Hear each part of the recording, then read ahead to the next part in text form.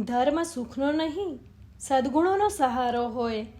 ધર્મ સ્વાર્થનો નહીં, શુદ્ધિનો સહારો હોય. એક દિવસ શ્રી કૃષ્ણ અને અર્જુન સાથે જઈ રહ્યા હતા. રસ્તામાં એમણે એક ગરીબ બ્રાહ્મણને જોયો. અર્જુનને તેના પર દયા આવી. એમણે શ્રી કૃષ્ણને કહ્યું, હું એને સહાય કરું, એને રૂપિયા આપું? શ્રી કૃષ્ણએ મંદ મંદ મુસ્કુરાતા કહ્યું, જેવી તારી ઈચ્છા. અર્જુને તે બ્રાહ્મણને થોડા રૂપિયા આપ્યા. બ્રાહ્મણ ખુશ થઈ ગયો અને આગળ ચાલવા લાગ્યો. પાછળથી એક લૂંટારો આવ્યો અને એના રૂપિયા લઈ અને ભાગી ગયો. બ્રાહ્મણ એકદમ નિરાશ થઈ ગયો. ફરી પાછો શ્રી કૃષ્ણ અને અર્જુન પાસે આવ્યો. અર્જુને પૂછ્યું, શું થયું? બ્રાહ્મણે કહ્યું, મારા રૂપિયા કોઈ લઈ ગયું. અર્જુને માથાના મુંગટમાંથી કિંમતી મોતી આપ્યું. બ્રાહ્મણ મોતીને હાથમાં રમાડતો રમાડતો અને એના મનમાં એના પોતાના સુખના સાધનો લેવાનો વિચાર કરતો કરતો મસ્તીથી જતો હોય છે. ત્યાં એક નદી આવે છે અને મોતી હાથમાંથી સરી નદીમાં પડી જાય છે. કેટલાક એવા હોય કે જેમણે મળે ઘણું પણ ગુમાવી દેતા વાર ન લાગે.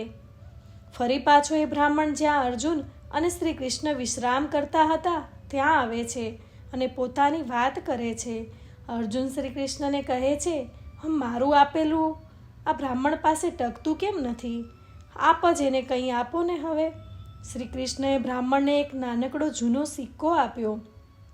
અર્જુન અને બ્રાહ્મણ બંને વિચારે છે, આટલા મોટા અને આટલા સમૃદ્ધ શ્રી કૃષ્ણ અને એક નાનકડો સિક્કો જ આપ્યો. બ્રાહ્મણ તો સિક્કો લઈને ચાલવા લાગે છે. ત્યાં તે નદીના કિનારે એક માછલીને તરફડતી જોવે છે. બ્રાહ્મણના મનમાં વિચાર આવે છે, મારે આ માછલીને બચાવવી છે. એ મચ્છીમાર પાસે જાય છે અને કહે છે, મને આ માછલી જોઈએ છે. માછીમાર કહે છે, તારી પાસે આપવા માટે શું છે? બ્રાહ્મણ કહે છે, આ એક સિક્કો છે.